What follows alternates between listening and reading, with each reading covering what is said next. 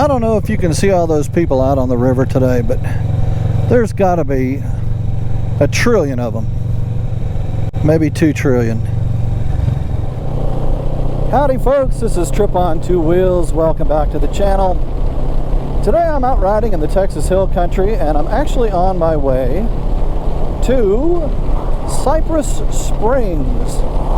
Specifically, a place called the Lodge at Cypress Springs Falls. Hey, got the wave. That's another day of good luck. So, it's up here, I think, in about, 20 minutes, 20 miles or so. And thought I'd share a little bit of this ride with you and show you what the springs look like.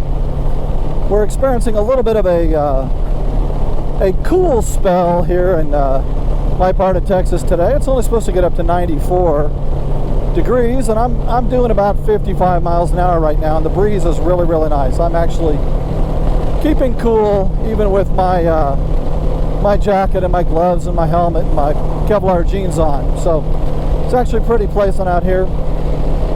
So stick with me. I'll show you a little scenery, and I'll show you all about the springs and the falls and the lodge and what else we may find as soon as we get there. Very cool little store there, Fisher Store. Looks like an old flea market and soda place. And this road looks like it's gonna get a little twisty. How about that? You guys want to twist with me for a few minutes? We'll see if we can't take this at about 180 kilometers per hour for you European Moto2 fans who are watching. All none of you. Oh, the first big twist. I guess if it just goes one way, is it a twist? Oh, now it's going to go the other way. Hey, back half of the twist coming up here. Whoa, slower down, slower down. Got a historical marker over there, Fisher Hall. It's a cool little town. I got to come back here and check it out. Oh, welcome to the Fisher Bowling Club. That's probably those little duck pins, those little mini pins. This part of Texas was settled by Germans and Poles and Czechs. A few Swedes, but Germans, Poles, and Czechs, and they brought their beer with them, and they brought their music with them. They brought their bowling with them. They did the 9-pin bowling and the little duck pin bowling, more 9-pin. And as far as the music goes, a lot of people don't realize this, but Tejano music, which is popular down in these parts, has brass instruments and accordion in it, and that came from the German influence. And then some of the foods we have down here, the pastries, the kolaches, and of course the beer that's been here, Shiner beer, Lone Star beer, a number of beers in this part of the world have their roots in German brewing. So some pretty cool history in this part of Texas, not to mention some nice scenery. I refer to it, and everyone else does, as the Texas Hill Country. I don't really know that you can tell that from the video that I'm shooting currently, but trust me, there's some nice hills out here into the west and to the north of us, northwest really. It gets pretty hilly. You'll get 3,000, 3,500 foot hills that are pretty cool to ride, and they offer some really magnificent views through some of the passes, and it's just really nice. So we're coming up to some boring straightaway parts here, according to the old GPS. So I'm going to turn off the camera now. We'll turn it back on in a minute when things get a little bit more interesting. Well, we're back. It's really neat the way you can ride through these hills and dales, and I don't really know what a dale is, but I would imagine if a dale is an opposite of a hill, it's a low-lying area. So I can cruise through here and hit one of these dales or gullies or depressions or dips or valleys or whatever, and it'll get 3 or 4 degrees cooler, and it's you know, with the breeze going, you can really tell it, and it's pretty neat. Hope you can tell I've got the camera at the right angle, but it's really pretty out today. The sun's out. a lot of fluffy clouds. Looks like the opening to a Simpsons cartoon. Now here's what's nice, speed limit 35. You can just come out here and just really just cruise along.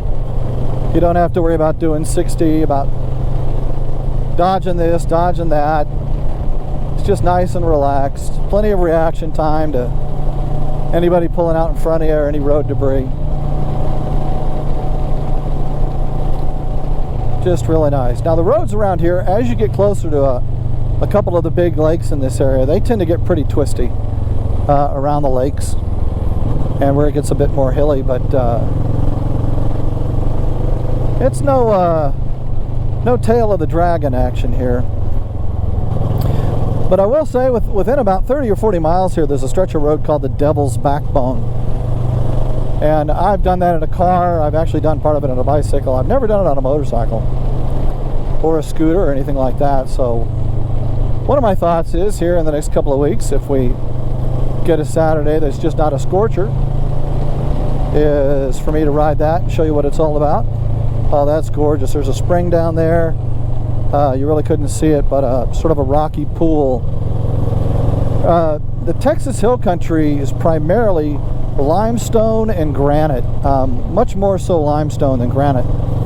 And we sit on a fault, and there's really no volcanic or seismic activity around here, but there's a fault system that runs through here, and there's the Edwards Aquifer, which is where we get all our drinking water from, and it's a big limestone cavern. And you know, people build houses with what they have available, and there's just a lot of limestone around here. I don't know if you can see the river down there. Absolutely gorgeous. They may not be able to see it because of the wall there, but there's people out on the river today. Anyhow, so limestone does two things. It is porous, and it holds a lot of water. Water can flow through it. And so if you see the rock that the road's cut into, a lot of limestone there. But what it does is when water flows through limestone, it gets sort of a really nice bright green color. The water's kind of clear with a green tint to it, and it really looks pretty. And all the creeks and rivers around here tend to look that color. It makes it look really, really nice. If that river we just passed over got actually in camera frame, you'd be able to tell. But we've got an awful lot of springs in this part of Texas, known as the Texas Hill Country, and an awful lot of rivers. You don't think of Texas as having a lot of water. And you know, we do have droughts here, and the rivers will stop flowing, or the flow goes way down. They don't stop.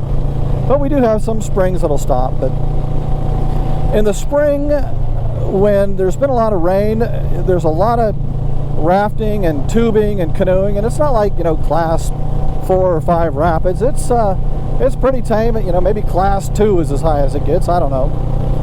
But that's one of the things we like to do down in this part of the world in the summer, is go tubing. I'd like to add, I've got my friend Ryan in tow behind me. He rides a Harley Dyna Wide Glide, a nice bike. It's black and red and orange flames on the tank, maybe a little yellow in there too. I'd love to show him, have him ride in front of me, but I've got the GPS on my bike. I know where this places we're going, and he doesn't, so that's why I'm taking the lead here. But maybe in a bit he'll be up in front of me. You'll be able to see him and his bike. Now, while I'm kind of trapped behind these two cars, I'll talk to you about this bike I'm riding for a minute. I'm riding the Kawasaki Vulcan S650 that I'm sure most of you are aware of by now. And I have gone, let me see, I started out at, I've ridden 92 miles so far today. And I'll probably easily ride another 100 before the day's over, maybe 120. And the bike's doing absolutely wonderful. I've got the Corbin seat under me. My butt feels great after you know, pushing 100 miles.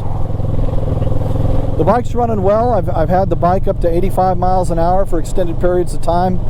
I was you know, scaring 90 there for a minute or two, and the bike does really well. You know, some people wonder, gee, is a Kawasaki Vulcan S big enough for the highway? You bet it is. I don't know that I would want to ride this bike on the highway for hours, but you know, 50, 100 miles on the highway, no problem whatsoever. The only thing that bothers me about this bike is, as you know, the 650 Ninja engine revs higher than, you know, a bigger displacement bike like a Harley, or, you know, even a 1200 or 1000 or something like that. And as a result, you know, you get a higher pitched noise coming out of your engine because you're running at higher RPMs.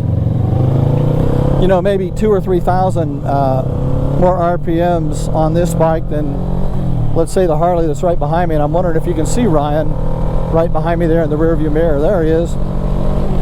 And so you get a higher pitched noise, and that kind of wears on the ears after a while. And the reason I bring that up is I usually ride with earplugs in. Today I forgot them, and that's really no bueno to ride, you know, 200 miles or even 2 miles. The noise from the engine, the whine that comes out of this smaller engine is bad enough, but as you notice, I've also got the windshield on the bike, and that is putting air up over the helmet and tends to make things a little bit noisier, and that just is hard on the ears. So, you know, don't do what I do, do what I say. And there's a little recommendation for you, is earplugs. But back to this bike. I'm in 6 right now. I'm doing 65 miles an hour and a 55 speed limit. Shame on me, but the bike handles just wonderfully. It's not overtaxed. It's running great. You know, this bike certainly is big enough for the highway. It's right at 500 pounds wet, and I've probably put about 50 pounds of stuff on it with the hard cases, which I have on it today, and the mounting brackets, and the windshield, and the tank bag, and the aftermarket exhaust and seat and all that. You know, when it all nets out, probably about 50 extra pounds. So I really don't get blown around on this bike. I did on a couple of rare occasions when I'd hit some big gusts before I had started modding this bike, but now I don't notice it at all. I can be passed by an 18-wheeler going the other way, you know, come through a pass between 2 hills in the wind, and this bike is very stable. So I think this Vulcan S is great for the highway. If that's one of your doubts, you know, I weigh a little over 200 pounds, 5'11". This bike is great for me. And the turnoff to where we're going is Wood Creek Drive, right up here to the right.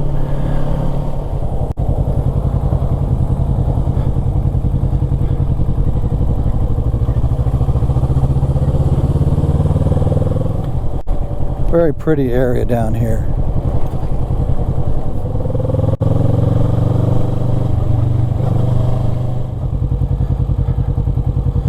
Cypress Falls Lodge swimming hole weddings. Well, I may get married someday, but not today. Well, let's hope it's a little cooler down by the river, because it sure as hell ain't cool up here.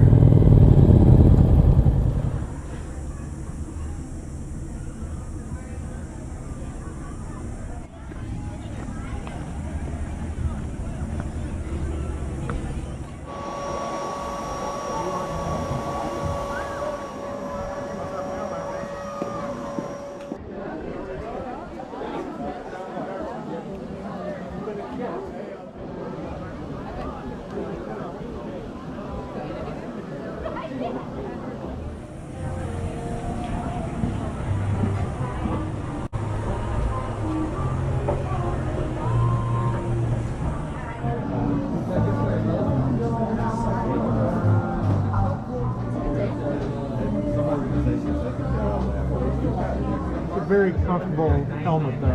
Very aerodynamic. I get like cold air. Oh yeah, no, I know. It's fantastic.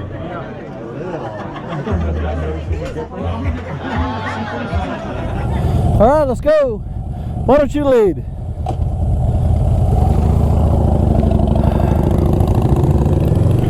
That was a lot of fun.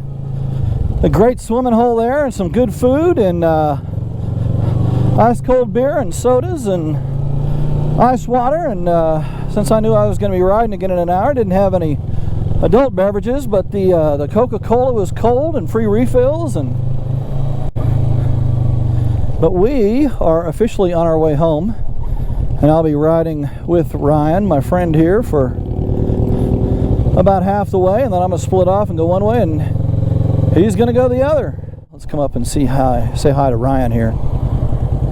Hey Ryan, say hi to the YouTube audience. Howdy. Howdy, he says. Go ahead, Mr. White Glide. Well, folks, I hope you've enjoyed today's video meeting my good friend Ryan, and it has come time for me to sign off. So I'm going to say see you later, and until next time, this is Tripp on Two Wheels, asking you to ride safe and ride often.